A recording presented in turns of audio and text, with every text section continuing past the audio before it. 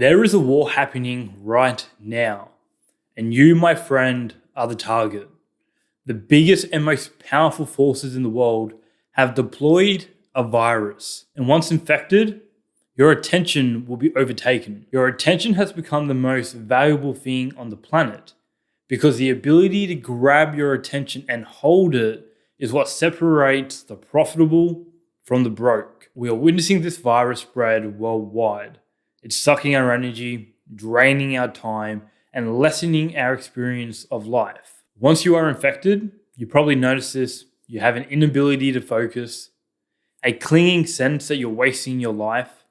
You feel powerless because you don't have the discipline or the willpower to say no to these distractions and these temptations. Or at least that's what's being rammed down your throats by many influencers.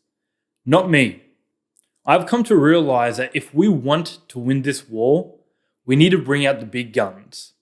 We need a new approach, a method that allows us to reveal the virus's weaknesses, uncover the behaviors that make us vulnerable to the virus, and develop a defensive system against the virus. I call this new approach the free hat method. But before we begin, I need to tell you this. Doing the free hat method will change your life. You will not recognize yourself after 3 to 6 months. You'll finally feel like you're not at war with yourself, and you'll feel that sense of peace. But doing the free hat method requires some legwork. So if you're not ready, that's okay. Come back when you are. But if you are ready to win this war, then let's put on the first hat. The virus has a weakness: focus. And to develop laser-like focus, you need to become the architect of your life. Think about what an architect does. They design every aspect of their project, and you should think about your life in a similar way. This doesn't mean that you should start setting goals and start grinding like everyone tells you to. People put way too much emphasis on goal setting. Yes, it is important, but it also misses the big picture. We're not trying to do as much as possible. We're not trying to juice an orange. What we're trying to do is design a life intentionally like an architect would that would enrich your experience of your life. Your goals are only the things you need to achieve in order to obtain your ideal lifestyle. But to be able to obtain that lifestyle, you need to know what it actually looks like. But many of you do not know what your ideal lifestyle looks like. And that's probably because you never really thought about it in this way. This lack of clarity reduces your focus. And when your focus is reduced, you become more vulnerable to the virus. When you become clear about the actual life you want to live on a daily basis, you'll gain a sense of direction that you never had before. You'll be able to design a life that you actually enjoy. And you'll have a life that is not full of regrets because you wasted time or you worked too hard. So let's do an exercise together. I'm going to give you some questions and I want you to write the answers down. So I'll give you some time to go find a pen and paper and I'll be here waiting for you. Okay, ready? Let's do it. What does your ideal day look like? We're not talking about some crazy holiday here. We're talking about an average day in your life. From the moment you get up in the morning to the moment you go to sleep at night, what do you want to be doing? And when you're answering these questions, I want you to be as detailed as possible. For example, my ideal day will look something like this. I would wake up at around about 7 a.m. without an alarm. I will walk through my modern apartment or villa into the bathroom where I will drown myself in a very cold shower. After that, I'll grab my doggos, head outside for a walk in the morning sunshine, somewhere quiet, either by the beach or along like a jungle trail or through a garden of some sort. After about 30 to 40 minutes, I'll come back home, sit at my desk that overlooks the neighborhood that I'm living in, and work for 3 to 4 hours about something that I'm deeply passionate about. Ideally, I like to be working on my own business where I can write high impact stories and help you guys live your best lives. After a solid session of deep work, I'll jump in my car and head to the gym. And the gym that I'll be training at would be somewhat of a warehouse, grungy sort of feel, because that's what I like. Perfect for sweating for 90 minutes, lifting some weights, and feeling like you're getting stronger. After that, time for some lunch. I'll have a protein shake and either go to like a local joint that has tacos or a burrito bowl or something like that, you know. After lunch, I will then go for a walk down by the beach or along like a jungle trail, somewhere nice, somewhere quiet, and listen to an audiobook or a lecture about something that I'm interested in and want to learn more about. By this time, it's probably 4 o'clock in the afternoon, and I'll come back home to do whatever work that is remaining for the rest of the day. So that might be scripting a YouTube video, it might be filming a YouTube video or editing or some other related business activity. That would keep me occupied up until around about 7 o'clock, 7:30, where I would then meet up with some mates for dinner and a couple drinks. And I'll kind of just chill out, kick back with my mates until it's around about 9 o'clock, where I'll come back home, have a nice warm shower, maybe watch a couple episodes of a show. And at around about 10 o'clock, I'll go to sleep. Okay, so now it's your turn. I want you to write out what your ideal day looks like from start to finish. Be as detailed as possible. You should be able to visualize yourself moving throughout your day. And I'll wait for you to do that. Okay, are you done? Awesome. So I want you to notice something about your day. Where was the virus? Were there any? Did you use something like this that constantly infects you with the virus? Probably, right? Like in my example, I use my phone at every step through the day. From the moment I get up to the moment I go to sleep, I'm using my phone. So the phone is just a tool to help us kind of progress through our day. It's how we use it that's important. The difference between you in your ideal day and you in reality is intention. That's what we're aiming for here. We're aiming to be as intentional as we possibly can be. This means that you can still go on social media.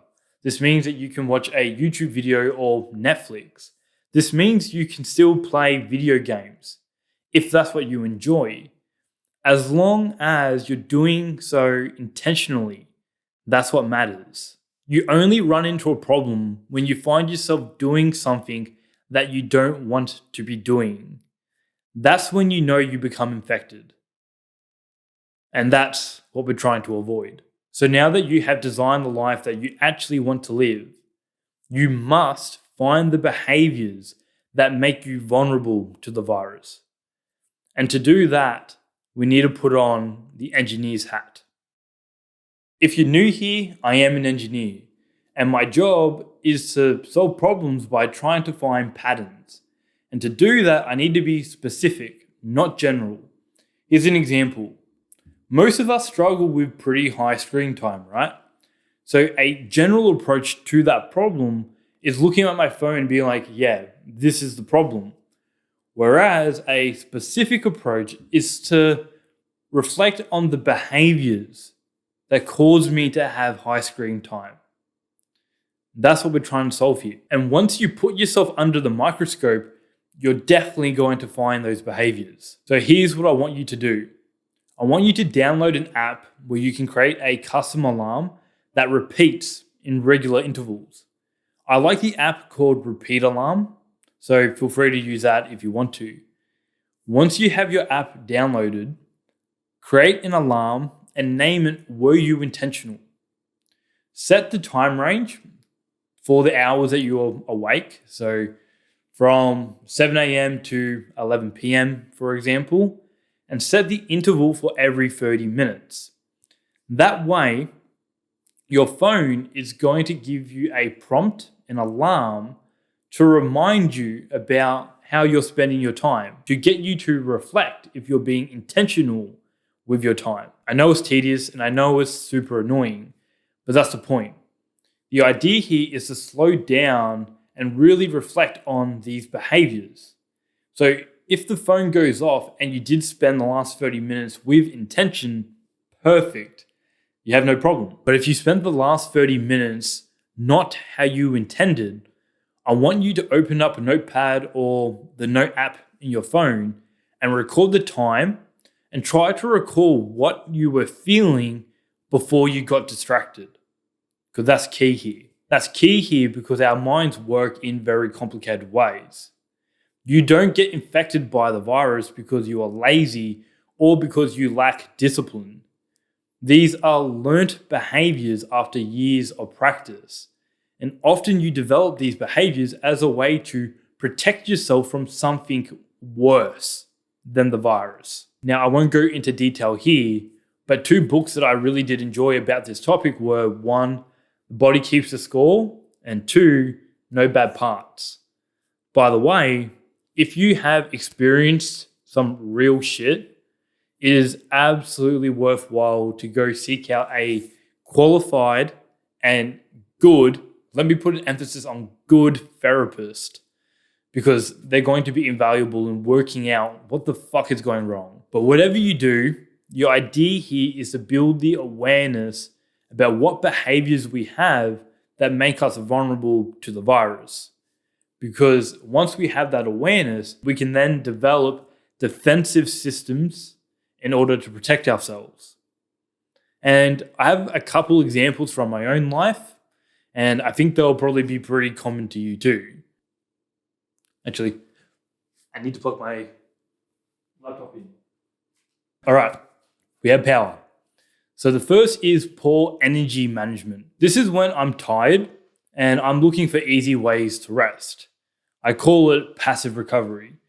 Activities like plopping myself on the couch here after work and looking at some YouTube shorts.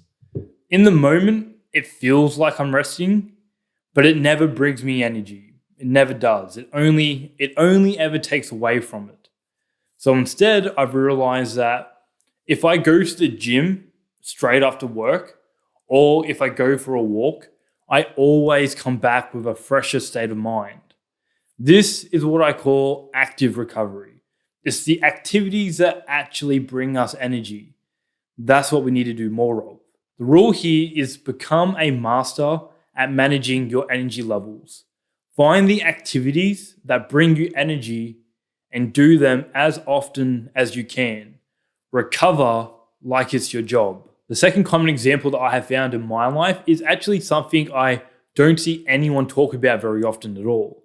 And that is conditioning yourself for distractions.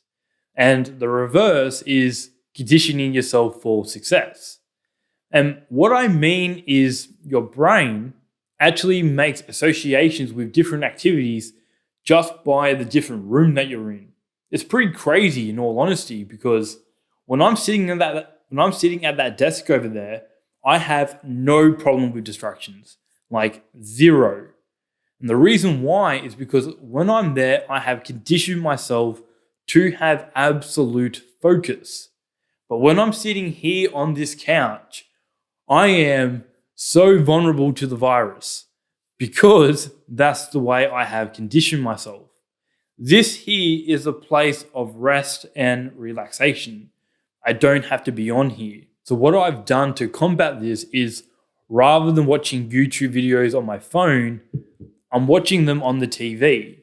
This forces me to be very intentional about what I'm watching, and it makes it almost impossible to get stuck on the shorts feed on the TV. It's just, you can't do it, man. You can't do it on the TV. But another problem that I had, and I'm sure that you guys can relate to this too, is using my phone as a way to unwind for sleep. This means that my bed became a place for sleep and entertainment. So what I've done to combat this is I'm in the process of conditioning myself to have my bedroom only for a place of sleep. That means that I'm not taking my phone into my room anymore. If I'm in my room, I'm not on my phone. That way, when it comes to later in the night when I'm ready to go to sleep, I'm already primed. My mind is primed for sleep. That is the process of conditioning. The rule here is to have different rooms for different purposes. Your brain will make associations to the desired task. The third common example is you are focusing on the wrong things. You become much more vulnerable to the virus when you are procrastinating. And you procrastinate when you are not enjoying the work you are doing. I notice this happens most often when I finish a YouTube project and I need to start another one. And the reason why this happens is because each video takes a lot of effort and many hours to make. So by the time I'm finished, I am so drained and tired that I really don't want to start another one. This is a bad sign. It's unsustainable. So even if this channel starts doing really well, what then? Do I just keep exhausting myself? That's not the life the architect designed.